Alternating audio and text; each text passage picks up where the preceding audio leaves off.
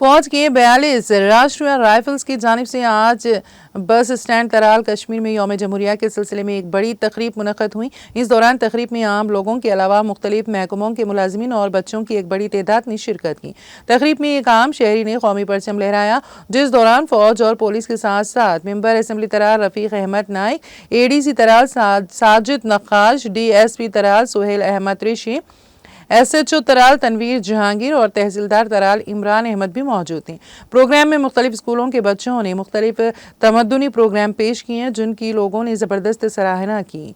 यहाँ ये बात काबिल ज़िक्र है कि तराल चौक में ये अपनी नौइयत का पहला प्रोग्राम था।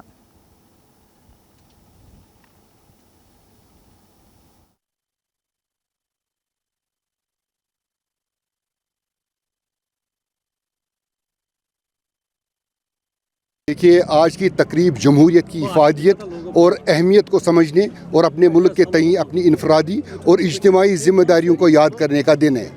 ये तकरीब हमारे इत्तेहाद, अमन और तरक्की के अज़्म का सबूत है। मैं तराल के गयूर अवाम का बहुत मशकूर हूँ, जिन्होंने अपनी शिरकत से इस तकरीब को यादगार और पुरअमन करार दिया। Thank you.